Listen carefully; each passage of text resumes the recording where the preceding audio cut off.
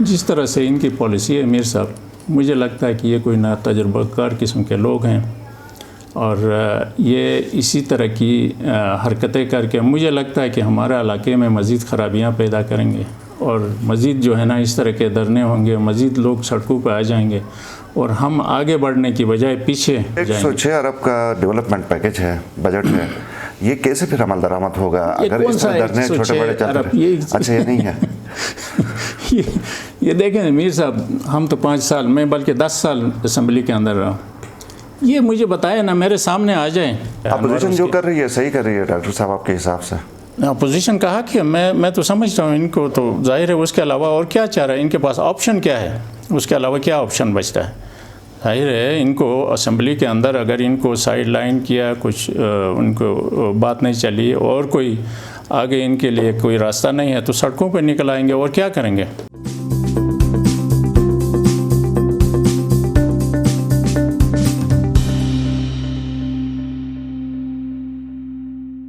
السلام علیکم، آپ دیکھ رہے ہیں IMN، میں ہوں شبیر میر۔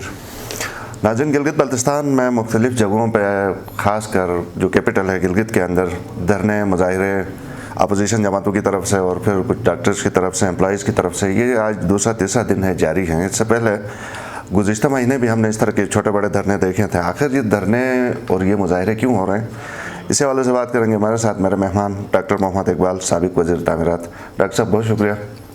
یہ اچھا لگتا ہے کہ کیسا لگتا ہے، یہ آئے روز نیا ایک دھرنا سامنے آتا ہے؟ ڈاکٹر صاحب آپ تو اس وقت اپوزیشن میں بھی نہیں ہیں، مطلب ریسٹ کر رہے ہیں ان دنوں، لیکن ایز پولیٹیشین کیسے دیکھتے ہیں ان کو؟ نہیں، میں ریسٹ تو نہیں کر رہا ہوں، لیکن یہ ہے کہ میں اس طرح کی اپوزیشن نہیں کر رہا ہوں جیسے کہ کرنا چاہیے، لیکن یہ ہے کہ میں نہ گورنمنٹ کا حصہ ہوں، نہ میں کسی پارٹی میں ہوں، ایک نیوٹرل پوزیشن میں ہوں۔ لیکن یہ ہے کہ یہ جو آپ نے دھرنوں کی بات کی میر صاحب، یہ لیڈرشپ کی انکمپیٹنسی ہوتی ہے۔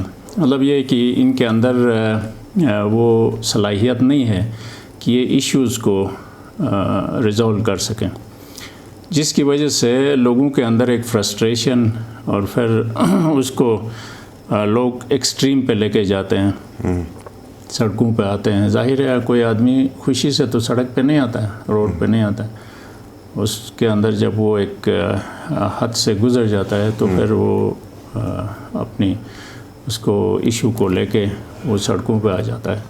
تو یہ میں سمجھتا ہوں کہ اس کو جو موجودہ گورنمنٹ ہے اس کو سوچنا چاہیے کہ ان کے جو ابھی 5-6 مہینے یا 8 مہینے ہی ہوئے ہیں تو اتنے زیادہ ایشوز، کیونکہ آپ اگر لوگوں کو ڈیوائیڈ کریں گے، لوگوں کے ساتھ زیادتی کریں گے، ناانصافی کریں گے، دیکھیں لیڈرشپ کیا ہوتی ہے۔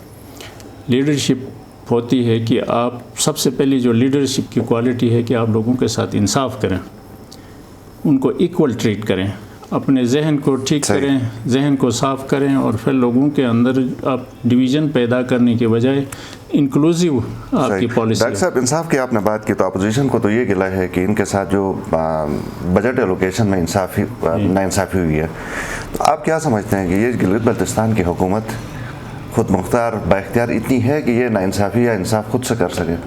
میرے خیال میں ان کے اندر کوئی وہ ایشو ہے کہ جس کا یہ لوگ کھل کے اظہار نہیں کر رہے ہیں، لیکن جو میں فیل کرتا ہوں کہ ان کے اوپر کوئی پریشر ہے، وہ وہاں سے فیڈرل سے یا جو ان کی جو قیادت ہے ان کی طرف سے، کہ آپ اس طرح کی پالیسی اختیار کریں جس کو یہ لوگ انکار نہیں کر سکتے۔ حالانکہ ان کو ریزسٹ کرنا چاہیے، اس حالت سے نکلنا چاہیے۔ اور ان کو دیکھیں، ہمارا علاقہ چھوٹا سا علاقہ ہے گلگت بلتستان، یہاں مختلف قسم کے لوگ، پھر سیکٹیرین ڈیوائڈ ہے، کانسٹیچوئنسی وائز ڈیوائڈ ہے، ہر ایک کے اپنی اپنی ضرورتیں ہیں، ٹھیک ہے نا۔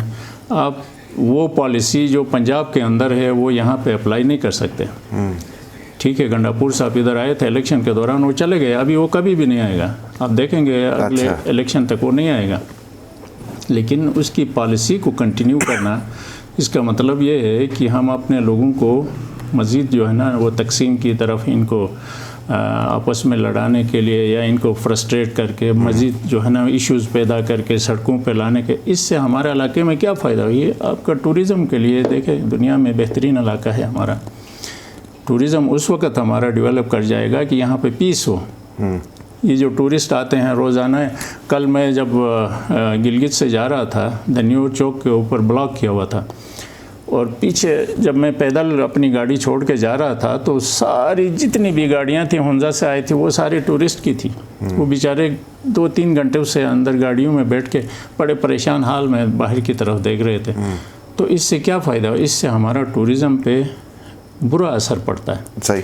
تو یہ گورنمنٹ کو یہ چیزیں سوچنا چاہیے کہ دیکھو آپ صرف اپنی انا کی خاطر، اپنی ضد کی خاطر، اپنی پولیٹکس کی خاطر اور آپ ایک طبقے کو ان کے حق سے محروم کرتے ہیں تو ظاہر ہے وہ سڑکوں پہ آ جائیں گے تو پورے اس خطے کا نقصان. صحیح. گورنمنٹ تو کہتی ہے کہ ہم نے جتنا ان کو فیسیلیٹیٹ سپورٹ کیا ہے اس اپوزیشن کو اتنا ماضی میں کبھی نہیں ہوا. اور وہ بھی بلکہ آپ کے حلقے کے حوالے سے تو یہ کہا جاتا ہے کہ آپ نے تو ایک مخصوص ایریے کو فوکس کیا. اب تو پورا جو آپ کا حلقہ 3 ہے وہ 5 سال بعد یا 2.5 سال بعد ایسا رخ پیش کرے گا کہ آپ خود پریشان ہو جائیں گے. نہیں دیکھیں انہوں نے اگر سب کے ساتھ ایکول ٹریٹ کیا ہوتا تو یہ حالت نہیں ہوتی. وہ تو کہتے ہیں کہ امجد کا ایک مشن ہے اس نے حکومت کو چلنے نہیں دینا، ناکام بنانا ہے. دیکھیں امجد جو ہے نا وہ جو کچھ بھی ہے ایک الیکٹڈ ریپرزنٹیٹیو ہے، الیکشن جیت کے آیا ہے، ٹھیک ہے نا. اب ظاہر ہے اس کے حلقے میں ڈیولپمنٹ ہونی چاہیے، اس کو کیوں محروم؟ اس طرح یاسین سے جو ممبر آیا ہے نون لیگ کا غلام احمد، اس کا حق ہے، وہاں پہ لوگوں کی ضرورت ہے، غریب علاقہ ہے، دور افتادہ علاقہ ہے، جو چلاس سے آیا ہے. اپوزیشن جو کر رہی ہے صحیح کر رہی ہے ڈاکٹر صاحب آپ کے حساب سے؟ اپوزیشن کا حق ہے، میں تو سمجھتا ہوں ان کو تو ظاہر ہے اس کے علاوہ اور کیا چاہ رہا ہے، ان کے پاس آپشن کیا ہے، اس کے علاوہ کیا آپشن بچتا ہے؟ ظاہر ہے ان کو اسمبلی کے اندر اگر ان کو سائیڈ لائن کیا، کچھ ان کو بات نہیں چلی اور کوئی آگے ان کے لیے کوئی راستہ نہیں ہے تو سڑکوں پہ نکل آئیں گے اور کیا کریں گے. ظاہر ہے انہوں نے اپنے لوگوں کے لیے حق تو لینا ہے. اس کے امجد کے حلقے کو کیوں محروم کیا جاتا ہے؟ دیکھیں آپ نے میرے حلقے کا ذکر کیا. میرے دور میں یہ ہوا کہ مجھے اگر 1 ارب فنڈ ملتے تھے تو میں 50 کروڑ دنیور، سلطان آباد اور محمد آباد میں ایک یونین ہے. وہ اس لیے کہ پورا حلقہ ایک طرف ہے اور یہ علاقہ ایک طرف ہے آبادی کے لحاظ سے، اور ہیڈ کوارٹر ہے، پورے حلقے کا ہیڈ کوارٹر ہے. وہاں پہ ضروریات زیادہ ہیں دوسرے حلقوں کی نسبت، لیکن اس کے باوجود بھی میں آبادی کے حساب سے ڈیوائڈ کرتا تھا. لیکن ماشاءاللہ ہمارے جو نئے ممبر صاحب ہیں انہوں نے دنیور کو 0 کر دیا ہے. 2 اسکیمیں رکھی ہیں، میں نے وہ چیک کیا ہے ADP. ایک اسکیم جس کا آپ کے انٹرویو میں بھی وہ ذکر کر رہا تھا، وہ پچھلے سال میں نے واسپ ایک پروجیکٹ جو میں نے کلین ڈرنکنگ واٹر کا شروع کیا ہے وہاں پر اس میں غلطی سے انہوں نے ٹینکیاں نہیں رکھی تھیں. میں نے چیف سیکرٹری سے بات کی، پلاننگ سیکرٹری سے، تو انہوں نے 3.5 کروڑ روپے پچھلے سال انہوں نے ADP میں رکھا.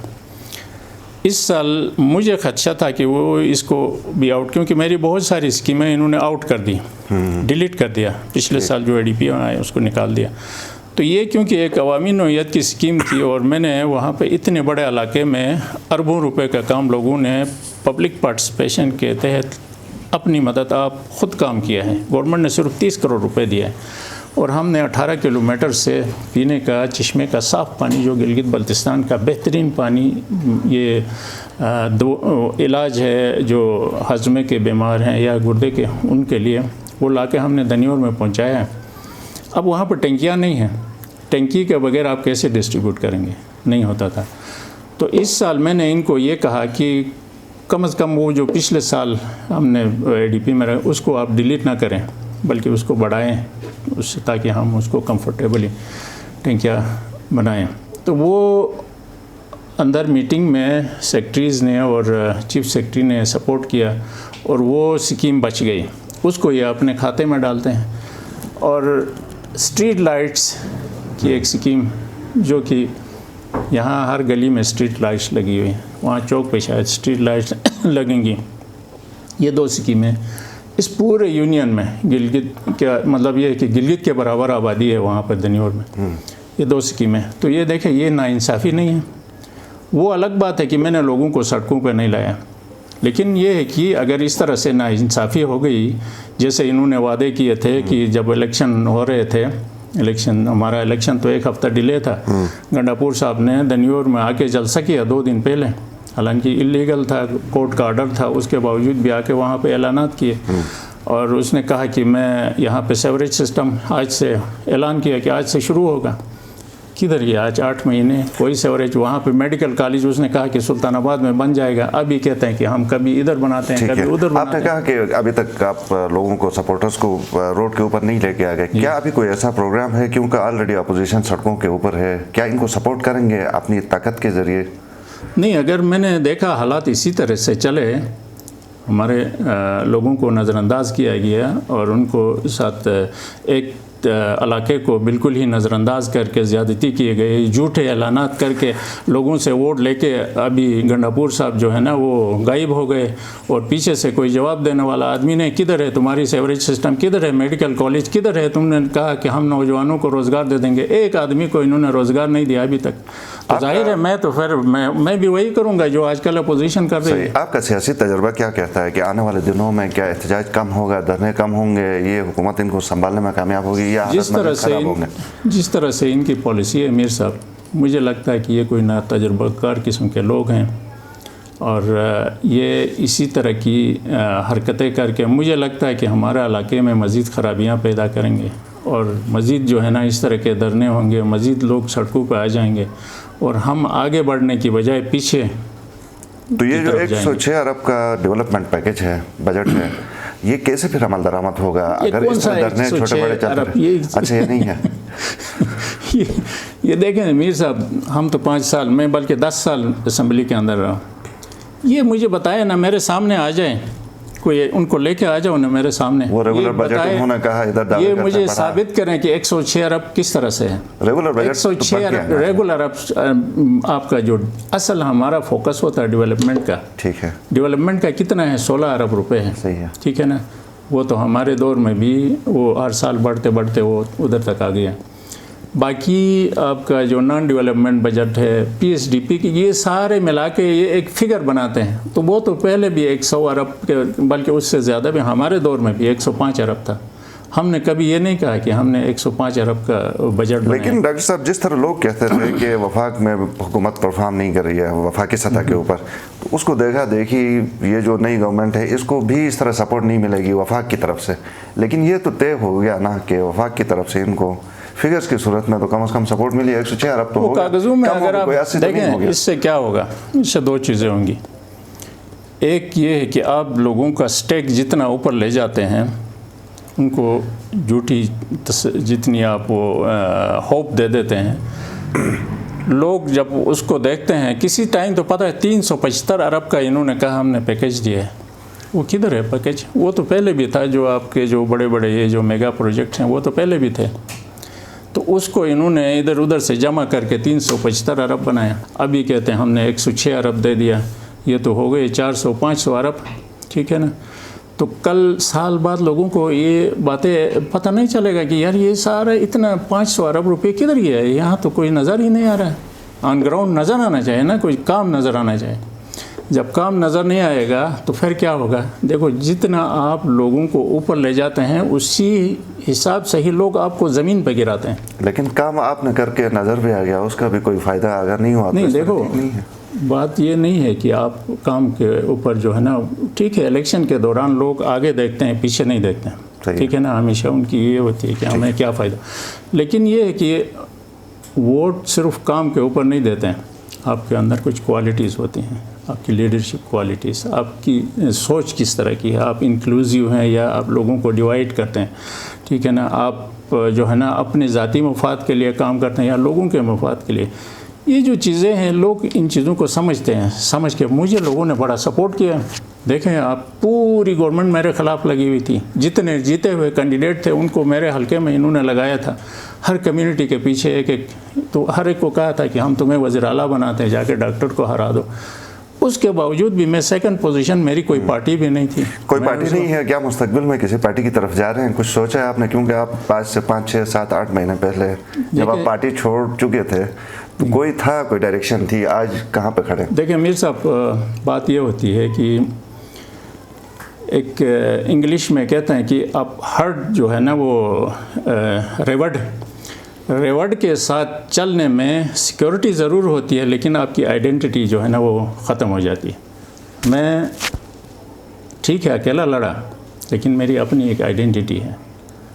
میں یہ کہتا ہوں کہ جب کوئی آدمی ووٹ دیتا ہے ڈاکٹر اقبال کو دیتا ہے، میری پرفارمنس پہ دیتا ہے، میری سوچ پہ دیتا ہے، میری کارکردگی، میری کریج، جو میری لیڈرشپ کوالٹیز ہیں ان پہ مجھے ووٹ دے دیتا ہے. میں کیوں نواز شریف کا نام لے کے لوگوں سے ووٹ لے لوں؟ میں زرداری کا نام لے کے کیوں ووٹ لے لوں؟ ظاہر ہے لوگوں نے مجھے اتنا سپورٹ کیا ہے تو کسی پارٹی کے نام پہ تو نہیں کیا. اس دفعہ تو پروف ہو گیا ہے کہ لوگوں نے مجھے ووٹ دے دیا، پارٹی کو تو نہیں دیا. تو اس کا مطلب یہ ہے کہ میں اگر اکیلا بھی چلوں تو مجھے کوئی فرق نہیں پڑتا. اکیلے ہی رہیں گے، دیکھتے ہیں آگے حالات جو بھی ہوں گے اس کے مطابق فیصلہ کریں گے. ٹھیک ہے. ہو سکتا ہے پارٹی میں بھی جائیں، نہ بھی جا سکتے، نہیں بھی گیا ابھی سوچا نہیں ہے، ڈیسائیڈ میرے لیے کوئی اتنا وہ ایشو نہیں ہے. بہت شکریہ ڈاکٹر محمد اقبال سابق وزیر تعمیرات. ناظرین پروگرام آپ نے سنا، فیڈ بیک ضرور دیجیے. اللہ حافظ.